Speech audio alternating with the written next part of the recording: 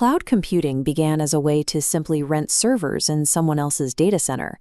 Today, modern organizations use the Google Cloud Platform to completely reorganize their operations and eliminate physical infrastructure constraints. The modern cloud architect serves as the specific link between executive goals and engineering reality. When leadership demands a reduction in capital expenditure, the upfront cost of buying physical hardware, the architect selects the exact cloud services that shift that burden to a pay-as-you-go operational model. To prepare for the certification, your primary source of truth is the official Google Cloud Certified Professional Cloud Architect Study Guide. We will use the parameters set in this text to anchor our preparation. Many candidates fail this exam because they study for an engineering test. They spend hours memorizing exact command line syntax for the Cloud SDK. The architect exam rarely tests your ability to type terminal commands. It tests your ability to evaluate trade-offs in system design. To build that evaluation skill, we will execute a 4-phase chronological master plan. We will cover infrastructure, networking, AI integration, and case study logic.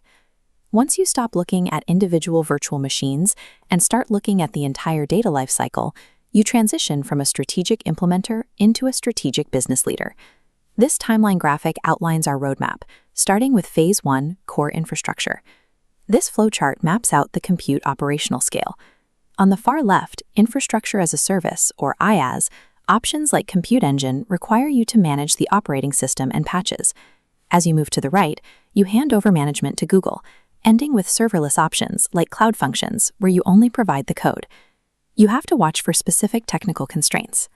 For example, if a business scenario requires custom binaries or specialized third-party software, App Engine Standard is immediately eliminated. You must route your design towards App Engine Flexible or Compute Engine. Moving from compute to data, this matrix categorizes the GCP storage options. You have to align the specific data structure, whether it is unstructured objects in Cloud Storage, flat wide column data in Bigtable, or relational rows in Cloud SQL, with the required scale. These two services solve very different problems at a massive scale. Cloud Spanner provides strict transactional consistency for relational databases across global regions. BigQuery sacrifices that transactional focus to serve as a low-cost petabyte-scale data warehouse built specifically for analytics. If you match a high-throughput stream processing requirement with a standard SQL database, the system will drop data. Selecting the precise storage service ensures the architecture survives peak loads without multiplying the monthly bill. Step 2 requires connecting these resources. Google Cloud operates on a global virtual private cloud, or VPC. Within that global network, you divide your resources into regional subnets to control traffic flow and isolate departments. This comparison table shows the options for connecting an on-premises data center to the cloud. Dedicated Interconnect provides a strict service-level agreement and supports private IP addressing. Direct peering connects you to Google's public edge, saving egress fees, but it offers no SLA and no private IP support. Google enforces a strict order of operations for resource management. If you attempt to delete a custom VPC network, the system will block you until you manually delete every underlying subnet first. Next, we apply the security layer. Identity and Access Management, or IAM, enforces a top-down hierarchy. Policies set at the organization node automatically cascade down to folders, then to projects, and finally to individual resources. To handle data privacy, Cloud Data Loss Prevention automatically masks sensitive PII. PII stands for Personally Identifiable Information, which includes data like credit card numbers or patient records. The service scans unstructured enterprise data streams and redacts the sensitive text before it reaches your storage buckets. Excellent compute design means nothing if the data is exposed. A secure, well-architected network ensures that the company's proprietary information remains protected under any workload. Looking back at our timeline, we have reached Phase 3, Next-Gen AI, and Phase 4, Case Studies.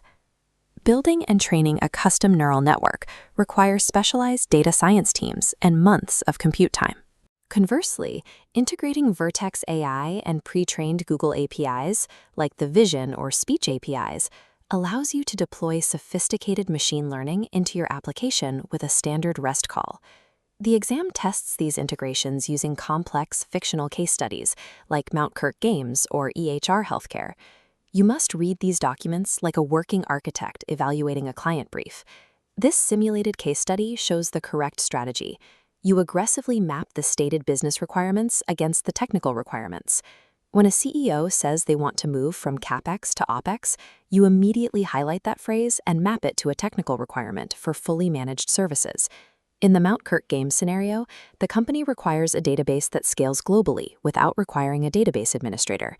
That specific combination of business scale and zero-maintenance technical requirements dictates a solution using Cloud Spanner and Kubernetes Engine.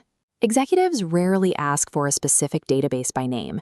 They ask for reliability, they want speed, and cost control.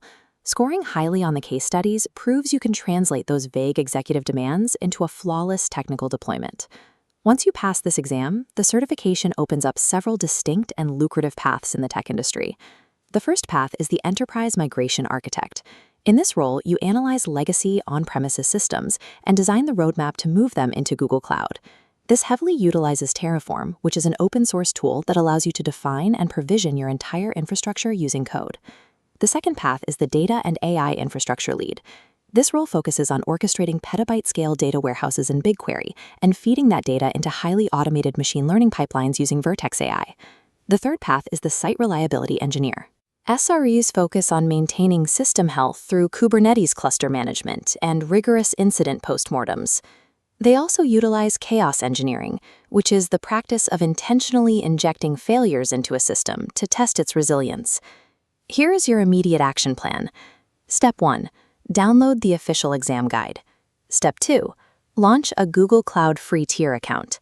Step 3. Begin reviewing the core infrastructure matrix. Preparing for the Professional Cloud Architect certification forces you to understand how every piece of enterprise technology interacts. When you master that interaction, you earn the authority to design the future of the business.